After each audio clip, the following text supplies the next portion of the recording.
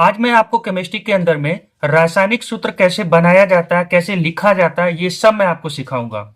इसके लिए सबसे पहले आप यहाँ पे ध्यान से देखिए, कई सारे परमाणुओं के जो संयोजकता होते हैं वो आपको याद होनी चाहिए, जो मैंने यहाँ पर लिखा हुआ है। अब आप बोलेंगे सर यही तो याद नहीं होता है, तो आप इसके पहले मेरे वीडियो में जाकर के देखिए। मैंने इसके प्रीवियस वीडियो में आपको बताया हुआ है कि किसी भी परमाणु की संयोजकता कैसे याद की जाती है। मैं बहुत ही शानदार तरीके से सिंपल से ट्रिक्स के थ्रू आपको बताया हूं।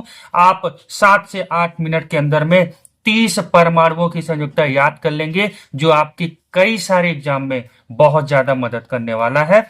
मैंने यहाँ पर ये जो आयन लिखा हुआ है, ये सब आयन जिसका संयोजकता आपको याद करना है, ये आपको याद करने की जरूरत नहीं पड़ेगी। बस आप उस वीडियो को जाकर के एक बार देख लीजिए। यहाँ पर मैं आपको अब रासायनिक सूत्र बनाने के जो नियम है, नियम रटने की जरूरत नहीं है, आप बस इनको देखिए कैसे बनाया जाता है। उसी में 2-3 नियम है सिंपल से, वो आपको याद हो जाएंगे। सबसे पहले जैसे यहाँ पे दिया हुआ सोडियम ऑक्साइड का आपको रासायनिक सूत्र लिखना है। अब आपको ये सोडियम और ऑक्साइड, इसका प्रतीक पता होना चाहिए कि इसको कैसे प्रतीक के रूप में लिखा जाता है। तो सोडियम का प्रतीक क्या होता है? एन ए होता है। और ऑक्साइड का क्या होता है? ओ होता है। अब आपको क्या करना है, इनके संयोजकता को नीचे में लिखना है। अब आप ध्यान से देखिए, सोडियम का कितना होता है? 1 होता है संयोजकता। ध्यान दीजिएगा, ये +1 +2, ये जो प्लस लिखा रहता है ये आयन कहलाता है, लेकिन संयोजकता में हम ये प्लस माइनस नहीं लगाते। तो सोडियम का संयोजकता हो गया 1, और ऑक्साइड का संयोजकता कितना हो जाता है? 2 हो जाता है। तो अब आप क्या करिए, सोडियम के नीचे में इसका संयोजकता लिख दीजिए 1, ऑक्साइड का कितना होगा? 2। अब क्या करिए, अदला बदली कर दीजिए। ठीक है, अदला बदली का मतलब ऑक्साइड का संयोजकता यहां और सोडियम का संयोजकता इधर ट्रांसफर कर दीजिए, आपस में अदला बदली कर दीजिए। अब जो बना यही आपका रासायनिक सूत्र बनेगा। अब आप बोलेंगे सर इसका मतलब मेरा रासायनिक सूत्र हो जाएगा Na, ये यहां जाएगा तो हो जाएगा 2, और यहां पर O, और यहां पर हो जाएगा 1। तो बस अब ध्यान दीजिएगा, ये 1 नहीं लिखा जाता है। रासायनिक सूत्र लिखते समय कहीं 1 आ रहा है, किसी की संयोजकता 1 है और उसको आप कहीं पे लिख रहे हो, तो ये लिखने की जरूरत नहीं होती है। मतलब ये नहीं सही रहेगा। क्या सही होता है? Na2O, बस ऐसे लिख दीजिए, हो गया। देखिए अगला क्या है, सोडियम क्लोराइड। अब सोडियम का प्रतीक क्या होता है? Na, और क्लोराइड का क्या होता है? Cl। अब आप सोडियम का अभी देखे थे, सोडियम का संयोजकता कितना होता है? 1 होता है। क्लोराइड का संयोजकता कितना होता है? क्लोराइड का संयोजकता 1 होता है। तो यहां पर लिख दीजिए 1।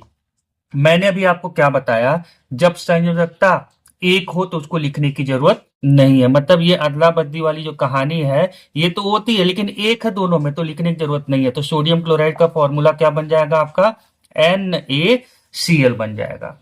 अगला देखिए, कैल्शियम ऑक्साइड। कैल्शियम का प्रतीक क्या होता है? Ca। ऑक्साइड का क्या होता है? अभी हम लोगों ने पढ़ा O। तो ऑक्साइड का संयोजकता कितना होता है? 2 होता है। ठीक है, अब आया कैल्शियम का कितना होता है? कैल्शियम का संयोजकता क्या होता है? देखिए कैल्शियम का संयोजकता होता है 2। तो अब आप क्या करिए, कैल्शियम की संयोजकता लीजिए 2। ठीक है, अब यहाँ पे दूसरा नियम, जैसे मैंने आपको बताया 1-1 लिखा है तो नहीं लिखने की जरूरत नहीं है।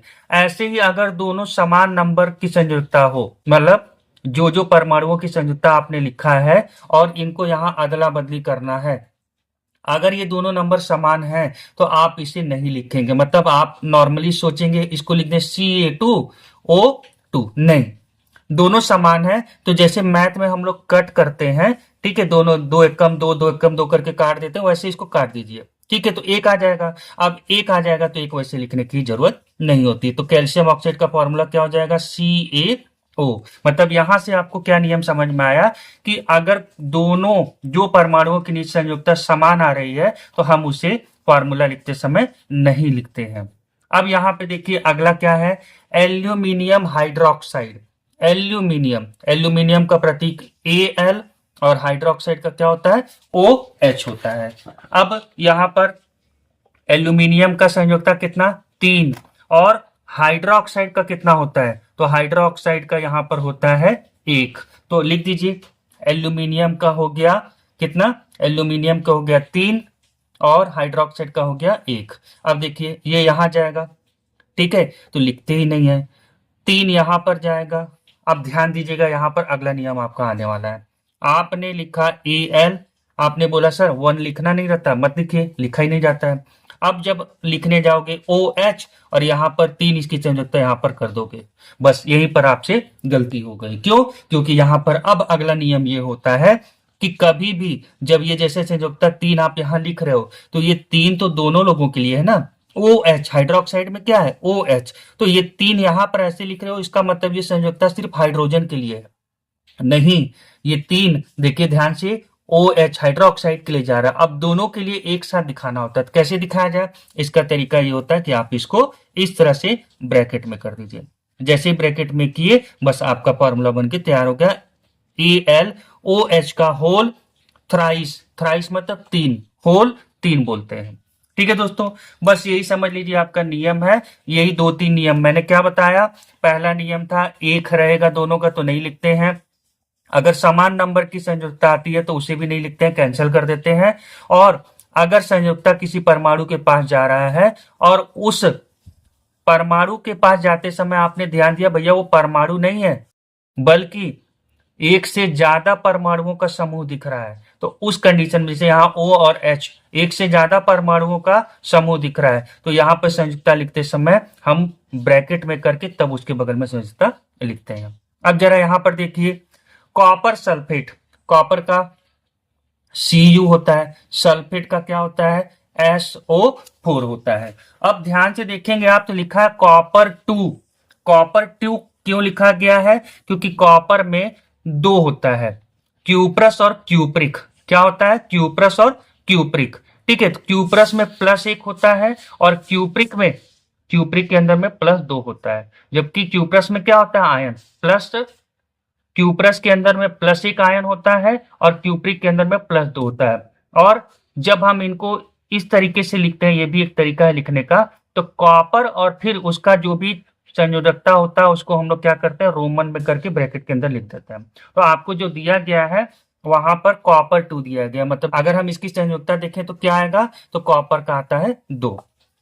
तो सल्फेट का देख लीजिए यहाँ पर कितना होगा? सल्फेट का होगा 2, तो इसका भी हो गया 2। और अभी हम लोगों ने क्या पढ़ा कि अगर दोनों नंबर समान है तो फिर इसकी संयोजकता यहाँ ट्रांसफर करिए, साधारण रूप में लिखना होगा, लेकिन उसको लिखने की अब जरूरत ही नहीं है, डायरेक्ट आपको समझ में आएगा कि आखिर में कटेगा ही, तो हो जाएगा CuSO4।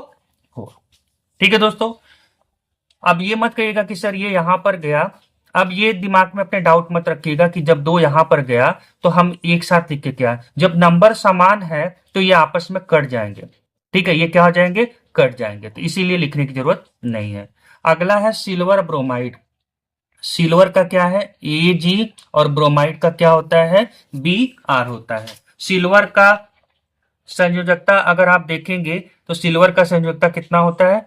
1 होता है। और ब्रोमाइड, ब्रोमाइड का कितना होता है? ब्रोमाइड का 1 होता है। तो यहाँ पे इसका संयोजकता 1, इसका संयोजकता 1। अब जब 1 लिखा है तो आपको पता है, लिखने की जरूरत नहीं है, तो सिल्वर ब्रोमाइड का फॉर्मूला क्या हो जाएगा? AgBr हो जाएगा। अगला क्या दिया हुआ है? Zinc oxide. जिंक का होता है Zn, ऑक्साइड का होता है O। और आपने पढ़ा हुआ है अभी, ऑक्साइड का संयोजकता कितना होता है? 2 होता है। जिंक का कितना होता है? तो जिंक का आप देख लीजिए, जिंक का कितना होता है? 2 होता है, मतलब दोनों का 2 हो रहा है। तो इस कंडीशन में भी आप क्या जानते हैं, आपने अभी अभी पढ़ लिया कि भैया जब समान संयोजकता हो तो लिखने की जरूरत नहीं है, सीधे उनको नोट कर दीजिए उनके प्रतीक को, तो हो जाएगा ZnO। जिंक ऑक्साइड का फॉर्मूला बन गया। दोस्तों अगर वीडियो पसंद आ रहा है और आपको लग रहा है कि नहीं हमको बड़े आराम से ये फॉर्मूला बनाने आ जाएगा, हम कोई भी रासायनिक सूत्र को बना सकते हैं, वीडियो पसंद आ रहा है या नहीं आ रहा है, जो भी है आप हमें कमेंट्स करके जरूर बताएं। और अगर पसंद आ रहा है तो वीडियो को लाइक करिएगा और हमारे चैनल को सब्सक्राइब जरूर करिएगा, क्योंकि मैं इस तरह के इंटरेस्टिंग तरीके से आपको आपके विषय को पूरी तरह से तैयार करवा दूंगा। कैल्शियम फॉस्फेट अगला है। अब कैल्शियम का क्या होता है? Ca। फॉस्फेट का क्या होता है? PO4 होता है। यहां पर ध्यान से देख लीजिए, कैल्शियम, कैल्शियम का कितना? 2, और फॉस्फेट का कितना होता है? फॉस्फेट का होता है 3। तो कैल्शियम का हो गया 2, फॉस्फेट का हो गया 3। अब इसकी संयोजकता यहां जाएगी और इसकी संयोजकता यहां जाएगी। क्या बन गया रासायनिक सूत्र? Ca। ये संयोजकता यहां गया तो क्या बना? 3। और ये जब जाएगा, अब ध्यान दीजिएगा जो मैंने सिखाया हुआ है, PO4। PO4 अब ये जो है एक से ज्यादा परमाणुओं से बना हुआ, तो हम इसको ब्रैकेट में इस तरह से कर देंगे और अब ये 2 को यहां पे लिख देंगे। तो फॉर्मूला क्या बना? Ca3PO4 का होल 2। ठीक है, ये हो गया। अगला देखिए, ammonium sulphate. Ammonium sulphate, ammonium का होता है NH4 और सल्फेट का होता है SO4। ठीक है, ये प्रतीक हो गया। अब अमोनियम का संयोजकता देख लेते हैं कितना होता है। अमोनियम का होता है 1 और सल्फेट का क्या होता है? सल्फेट का होता है 2। तो लिख दीजिए, ये हो गया 1 और ये हो गया 2। ट्रांसफर कर दीजिए, इसका इधर और इसका इधर। अब जब आप इसको लिखने जाएंगे तो देखिए ध्यान से, फिर से एक से ज्यादा परमाणु का समूह दिख रहा है, तो यहां पर हो जाएगा NH4 और ये 2। अब 2 यहां पे जाएगा तो क्या लिखेंगे? इस तरह से होल में करके 2 लिखेंगे। ठीक है, और यहां पर हो गया SO4। एक को तो लिखते नहीं है, तो क्या बन गया फॉर्मूला?